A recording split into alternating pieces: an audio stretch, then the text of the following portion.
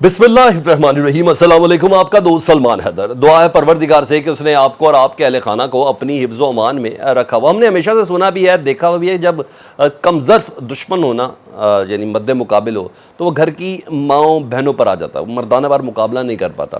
और शायद यही एक वजह है। और अपनी तरफ से उन्होंने साइफ़र वर्सेस डायरी करने की कोशिश की है।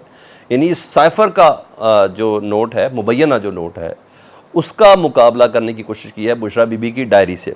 और ज़ाहिर बात है, सैफर वाली स्टोरी से हालात बहुत ख़राब थे। मैंने आपको बोला था कि बहुत परेशानी है, हर सेक्टर में बहुत ज़्यादा परेशानी है। सूरत हाल बिल्कुल भी कंट्रोल में नहीं हो पा रही है। जिस तरह की एटलियाँ उथलियाँ मार रहे हैं ना, जो मुंह में आए बन पड़ रहे हैं, कोई बयानिया नहीं, और बयानिया को मजबूत बन ही नहीं पा रहा, कुछ भी नहीं कर पा रहे। और उसके बाद अवाम की तवज्जो, अवाम को सैफर समझ बड़े अच्छे से आया।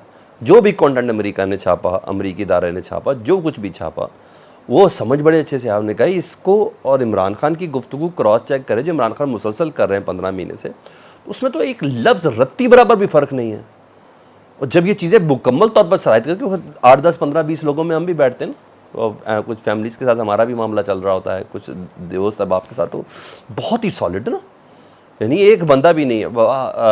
आप घर में हो, दफ्तर में हो, किसी सरकारी दफ्तर में हो, कोई बहुत से प्राइवेट सेक्टर है, कुछ किसी जिम शिम में हो या कहीं हो, तो हम देख रहे हैं कि यार ये क्या समझ रहे हैं इसको।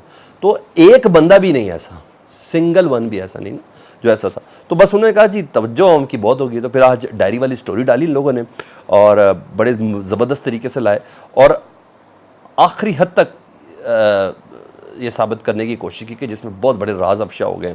और हाँ, इस हद तक बात ज़रूर साबित हो गई। बुशरा बीबी साहबा ने जो कल क्लेम किया था कि इमरान खान साहब की गिरफ्तारी के वक्त ये लोग हमारे बेडरूम के अंदर भी दाखिल हुए थे, इन्होंने तोड़ फोड़ भी की थी, ये सामान भी उठा के लेके गए थे, यहाँ तक साबित हुआ। जो घर के इस्तेमाल की जो करेंसी थी उसको भी लेके गए थे, रकम थी, यहाँ तक तो साबित हुआ। अब ये डायरी है और ये अपनी तरफ से साबित कर रहे हैं। पूरे सर पूरी गाइडलाइन दी है चैनल को, मीडिया हाउसेस को पूरी गाइडलाइन दी गई है कि आपने इस गाइडलाइन पर इतनी देर तक खेलना है, ताकि सबूत एविडेंस कोई चीज़ नहीं है ना, तो क्यों ना बयानिया, क्योंकि साइफर से तवज्जो हट जाए, साइफर वाले मामले से हर एक की तवज्जो हट जाए। तो इसलिए उन्होंने कहा चलो cipher versus Bushra Bibi diary ये सब कर लेते हैं। यार खुदा का वास्ता, इतना डर लगता है आप लोगों को यार, घर की औरतों से इतना डर लगता है आपको। इमरान खान बहरा है, उसकी समात नहीं है, जो बुशरा बीबी उनको लिख लिख के बता रही होती है, नहीं सुना दे देता उनको। और यार क्या है, मुझे नहीं समझ आई। और बहरहाल समझाने की कोशिश की जा रही, जैसे मुल्क के ख़िलाफ़ बहुत बड़े राज थे, बहुत बड़े मंसूबे थे जो बुशरा बीबी बना रही थी और बना बना कर इमरान खान साहब की तरफ दे रही थी। इस तरह की सारी बातें थी। फिर मीडिया माशाल्लाह एथिक्स की बुनियाद है यार। ये जो अभी कल परसों कानून बनाया जिसमें मरियम औरंगज़ेब के गले में हार ही पहनाए गए ना, उस कानून की थोड़ी इम्प्लीमेंटेशन कर दो तो पता चल जाए। हुक्म की तामील ऐसी की है मीडिया ने जिस तरह करने का हक है, जैसे कहा था वैसे ही छाप दिया। और भाई हकीकत तो देख लेते हैं, कितनी हकीकत है, कितना फसाना है इसमें, है क्या चीज़। पूरा टारगेट था, यानी टारगेट था साइफर बम मुकाबला डायरी, उसी तरह उन्होंने किया। और ऐसा लगा जैसे हुकूमत के ख़िलाफ़ कोई राज है। भाई कोई राज होता हुकूमत के ख़िलाफ़ तो हमें समझ भी आ जाती, ऐसी तो किसी किस्म की कोई चीज़ नहीं थी।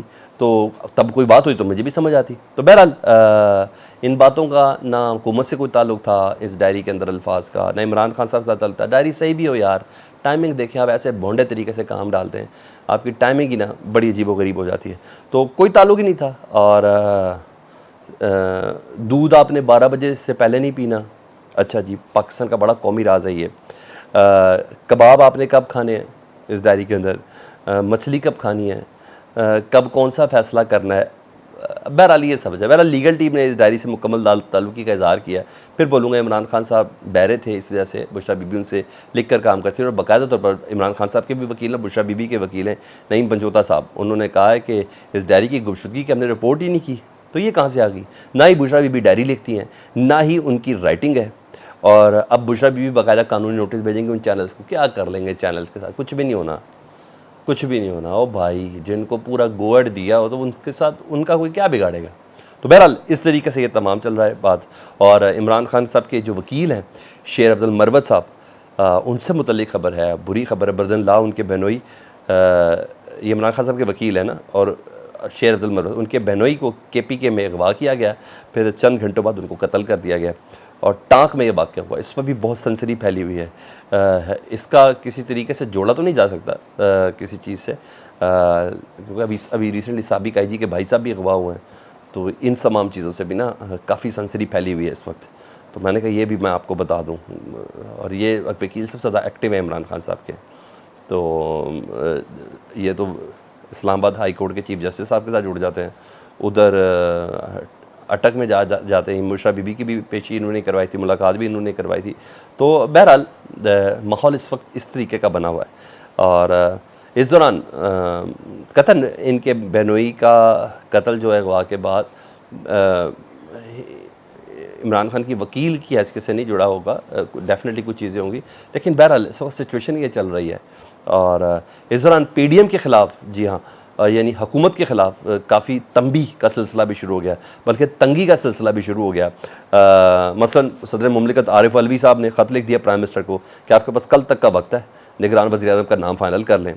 प्राइम मिनिस्टर को भी उन्होंने ख़त लिखा है और वज़ीर आज़म साहब को भी, अपोजिशन लीडर साहब को भी ख़त लिखा है। इस वक्त मैं आपसे बात कर रहा हूँ 6 बजे से पहली हेडलाइन ही चल रही है बुशरा बीबी के ख़त के ऊपर। मज़ा आ गया यार, खुदा का वास्ता, सैफर भूल जाएं आप लोग यार, मैं आपसे कह रहा हूँ सैफर भूल जाएं सारे। अमरीकी ख़बरसां इदारे किया जो सैफर की कॉपी मुबैन उन्होंने दी, उसको भूल जाएं यार आप लोग प्लीज़, नहीं तो ये कोई डायरी कुछ ना कुछ आ जाएगा, कुछ ना कुछ सामने ज़रूर आता रहेगा, क्योंकि उसका वज़न ज़रा ज़रूर कम करना है। तो बहरहाल प्राइम मिनिस्टर को, अपोजिशन लीडर को भी ख़त लिख दिया उन्होंने, और ये थोड़ा देर करना चाहते हैं शहबाज शरीफ साहब, ये भी मैं आपको बताता हूँ, क्योंकि मैं आपको ये बताऊँ किस तरह से शहबाज शरीफ साहब ना की ख्वाहिश है कि 14 अगस्त की जो तकरीबात है ना, उसमें वो बहैसियत प्राइम मिनिस्टर शरीक हों और सलामी के चबूतरे पर वो खड़े हों, ख्वाहिश है ना, तो इसलिए सब चीज़ों का पता भी है। तो खैर सदर मुमलिकत ने कहा कि भाई आप कल तक का टाइम है, यानी 12 अगस्त तक का टाइम है, आप वज़ीर आज़म का नाम दें। दूसरा झटका सुप्रीम कोर्ट में एहसन इकबाल साहब के ख़िलाफ़ 2018 की एक दरख्वास्त है तौहीन अदालत की, वो समाअत के लिए मुकर्रर हो गई है। न सिर्फ समाअत के लिए मुकर्रर हुई है बल्कि बेंच भी तश्कील दे दिया गया, और बेंच में वज़ार अली नकवी साहब हैं। और ये दूसरा झटका है। पहले सुबह मिला जजेस इस्लाती बिल के ख़िलाफ़, यानी वो बिल का लदम दिया गया। दूसरा ये झटके मैंने आपको बताया 35 झटकों का आपने ध्यान रखना कि वो 35 दिन चीफ जस्टिस को इधर हैं, और अब ये केस लगना है एहसन इकबाल साहब के ऊपर। तो 2 झटके एक दिन में मिल गए हैं। एक झटका काफ़ी है, बुशरा बीबी की डायरी, उनको ये महसूस हो रहा है झटका, अब भाई ये झटके महसूस करें। अच्छा, इसमें ज़ख़म अपना अपना और नसीब भी अपना अपना। परवेज़ इलाही साहब की ज़मानत बाकायदा तौर पर उसका केस सुप्रीम कोर्ट में हेयरिंग के लिए रख दिया गया 16 अगस्त को, और मतलब जुडिशरी मुकम्मल तौर पर एक्टिव हो चुकी है। परवेज़ इलाही साहब 16 अगस्त को इंशाअल्लाह ताला बाहर आ जाएंगे। तो हाई कोर्ट के फ़ैसले के ख़िलाफ़ ये दरख्वास्त थी, और अब आ गई, यानी अब जुडिशरी मुकम्मल तौर पर एक्टिव होती हुई नज़र आ रही है। हाँ, इनकी तवज्जो सिर्फ़ और सिर्फ ये है कि किसी तरह बुशरा बीबी के ख़त को ज़्यादा से ज़्यादा हाईलाइट किया जा सके, इसके अलावा कुछ नहीं। आपको कुछ लगता है तो मुझे फ़ीडबैक में ज़रूर बताइएगा। अपना बहुत ज़्यादा ख्याल रखें। अल्लाहुम्मा सल्ली अला मुहम्मद व आले मुहम्मद।